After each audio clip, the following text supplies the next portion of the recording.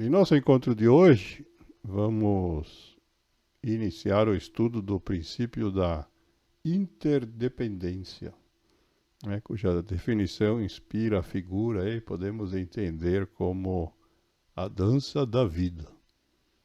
A gente é interdependente sempre com outras pessoas, né? Esse é um dos princípios, né, que compõe o nosso primeiro pilar, né, da nossa metodologia, e se trata exatamente do sexto princípio, que diz que o nosso comportamento é interdependente com o daqueles que convivemos.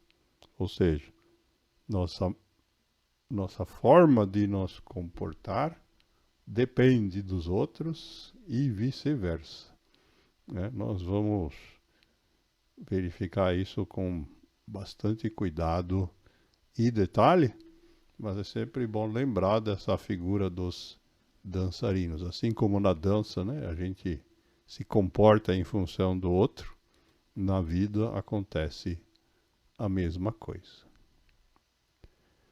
Essa é uma ideia que é conhecida desde a antiguidade. Santo Agostinho já escreveu que necessitamos uns dos outros para sermos nós mesmos. Os seres humanos não vivem sozinhos, totalmente, por toda a vida, em nenhum lugar.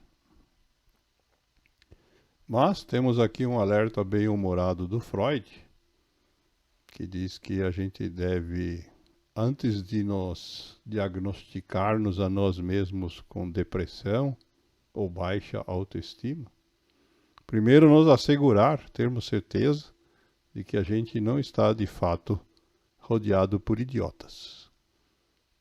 Porque se nós dependemos dos outros e os outros de fato são idiotas, a gente corre o risco de chegar na conclusão errada.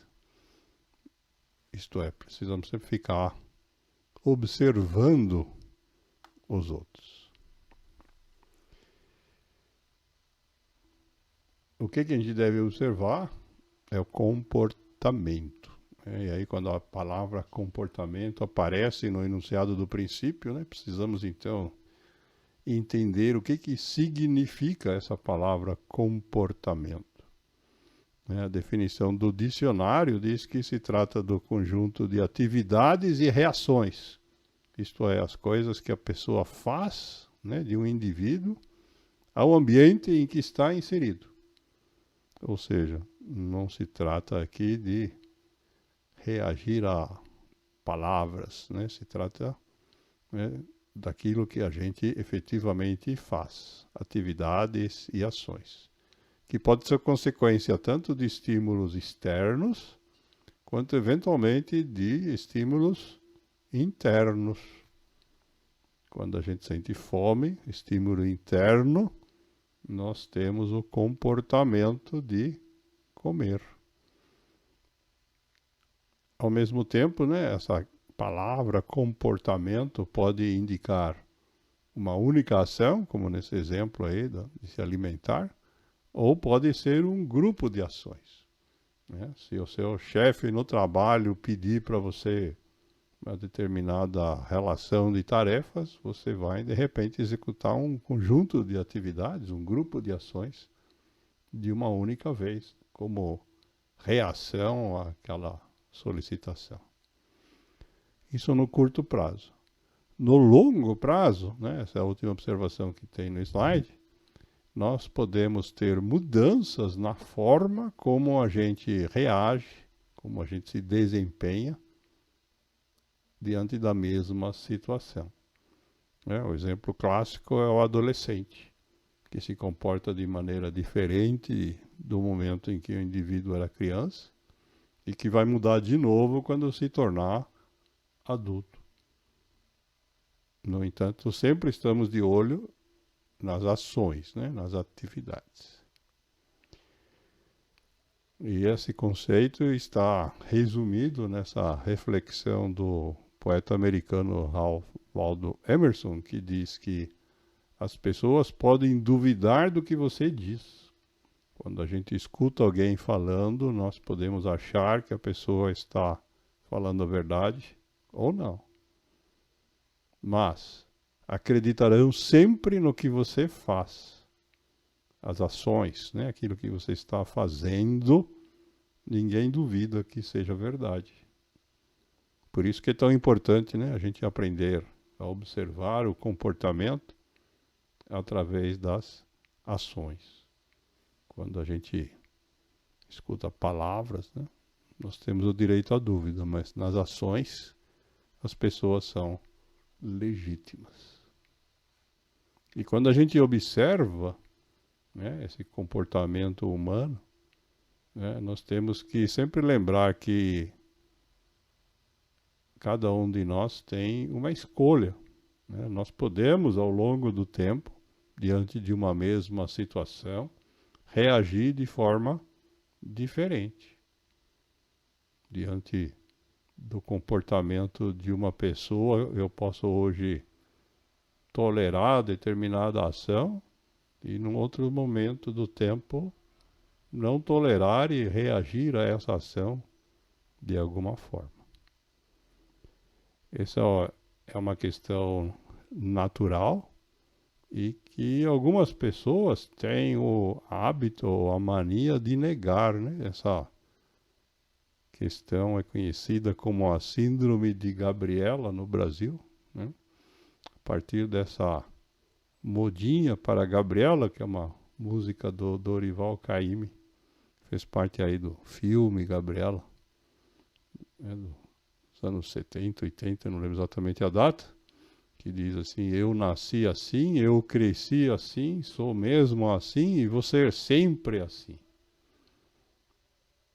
Isso não é verdade. Todas as pessoas podem, ao longo do tempo, mudar. E mais, se voluntariamente a gente tomar a decisão de não querer mudar, isto é, a gente apresentar uma rigidez no nosso comportamento, isso vai se tornar amplamente prejudicial, porque nós não vamos conseguir evoluir, vamos ficar presos aos mesmos padrões de comportamento. Então, aquilo que a gente já sabe fazer, nós vamos continuar fazendo, o que a gente não sabe, não vai continuar não sabendo, sempre assim. E pior, se os nossos comportamentos são sempre iguais e a gente estiver convivendo com pessoas que são boas observadoras, elas vão saber exatamente como a gente vai reagir diante de uma determinada situação, o que nos torna totalmente previsíveis e na mão de pessoas talvez mal intencionadas ou com interesses que não os mais puros, manipuláveis. Isto é, a rigidez de comportamento leva a gente a ter prejuízo. Isso então para a gente entender o que significa a palavra comportamento. A segunda parte do enunciado do princípio, né, fala de outras pessoas, né, com aqueles que nós convivemos. São outras pessoas, né? E aí a gente precisa pensar, né, com que pessoas a gente convive. Quando nós estudamos o pilar da disciplina, né, nós introduzimos esse conceito de círculos sociais, né, que é um conjunto de círculos onde a gente está no centro, depois vem a família e depois vem grupos cada vez maiores. Tem vários exemplos na lâmina, né? Não precisamos agora aprofundar isso, vamos fazer isso daqui a pouco ou mais para frente.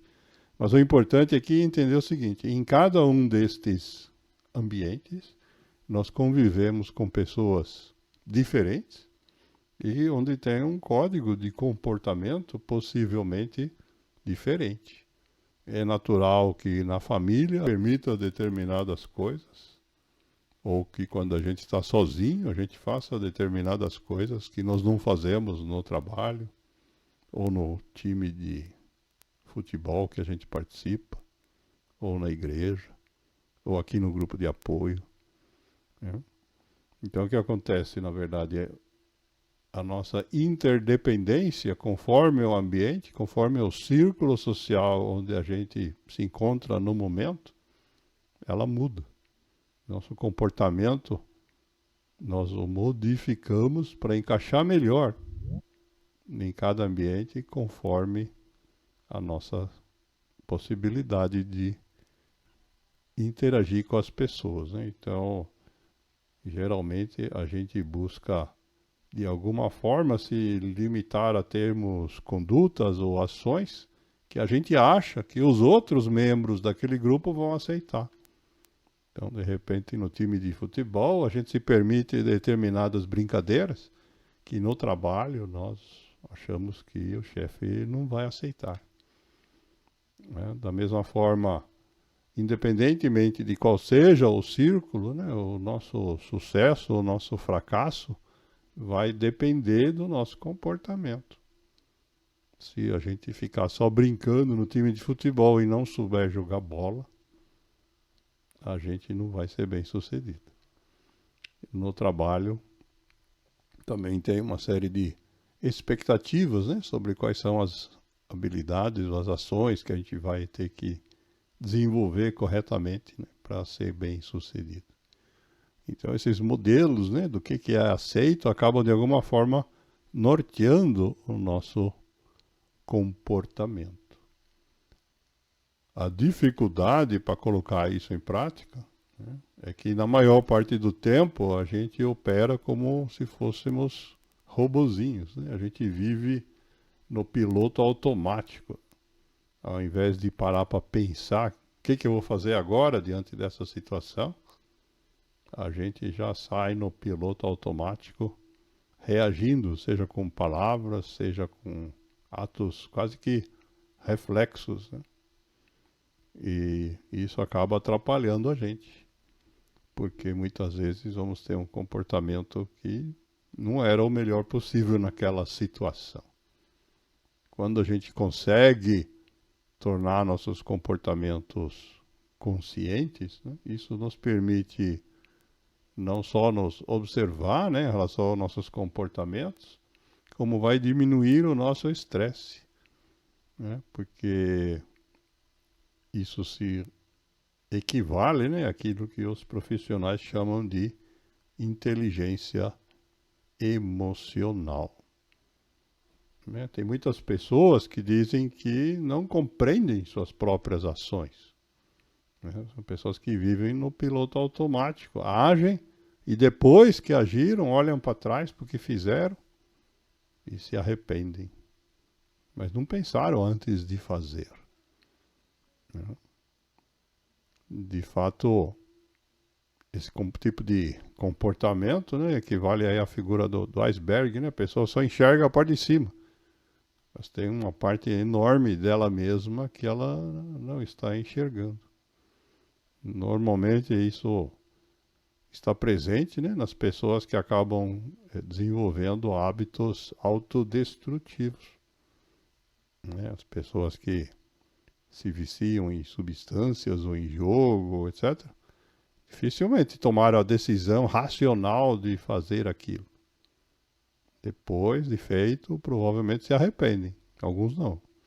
Mas a grande dificuldade, né, dessa operação inconsciente, né, é que, mesmo nos casos mais simples, né, a pessoa pode, por exemplo, ter uma ação que magoa quem está em volta, mas não consegue parar. E aí a pessoa acaba ficando confusa, frustrada e achando que não é capaz de se auto-administrar. Essa ideia foi enunciada pelo Chaplin quando ele disse que para ser um gênio eu não preciso me drogar. Para ser um gênio basta ser humano. Mas preciso do seu sorriso para ser feliz. Né? Essa interdependência, né? Quando a gente vê os outros sorrindo, a gente tende a reagir da mesma forma. O Aristóteles já dizia, né, que nosso caráter, o que é a somatória dos nossos comportamentos que são observados pelos outros, é o resultado da nossa conduta, né, o conjunto dos nossos comportamentos. E o Tony Robbins nos lembra que se não dirigirmos nossos pensamentos, isto é, se não estivermos conscientes, né, cairemos sob a influência daqueles que nos condicionariam para nos comportarmos como desejam. Isso vale em todos os círculos sociais, inclusive nos grandes círculos sociais, por exemplo, como a política.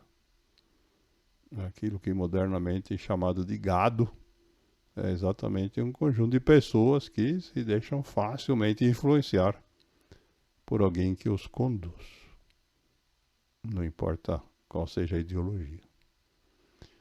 O psiquiatra Augusto Cury nos lembra que a gente deveria se preocupar em agir. Diz que somos tímidos espectadores, onde deveríamos ser ágeis atores. Os atores de teatro são treinados, né, para não só representar atitudes, ações, comportamentos que na verdade são de um personagem, mas também para reagir ao comportamento dos outros atores que estão em cena. Daí que vem essa analogia. Temos que deixar de ser espectadores para ser atores. Chico Xavier nos lembra que esse processo não é simples e que a gente deve tomar cuidado para não exigir dos outros aquilo que nós não somos capazes de oferecer. Temos que evoluir em conjunto, né, com as pessoas que estão ao redor da gente. E mais uma reflexão do Aristóteles, né, que nos lembra, né, que os hábitos, né, que são essas ações que a gente repete, que foram formados desde a infância, na verdade não são pequenos, são na verdade uma diferença significativa. Né? Os hábitos mais difíceis de mudar são justamente aqueles que a gente desenvolveu na infância.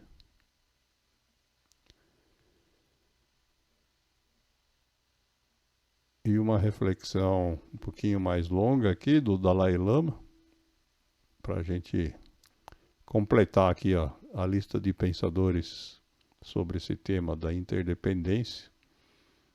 Muitas pessoas têm o ideal de querer transformar o mundo. Quase todo adolescente pensa nisso. Mas ele diz que para isso devemos, primeiro, promover o nosso aperfeiçoamento pessoal e realizar inovações no próprio interior. Quando a gente fizer isso, se refletirá em mudanças positivas no nosso ambiente familiar. E, a partir daí, as mudanças se expandirão em proporções cada vez maiores. Notem como a sequência aí da reflexão do Dalai Lama segue exatamente o que nós chamamos de círculos sociais, né? Começando da gente, passando pela família e depois ampliando para os demais. E ele conclui dizendo: tudo o que fazemos produz efeito, causa algum impacto. Quando a gente se modifica, isso acaba modificando os entornos, né, as pessoas com as quais a gente convive, por conta desse princípio da interdependência.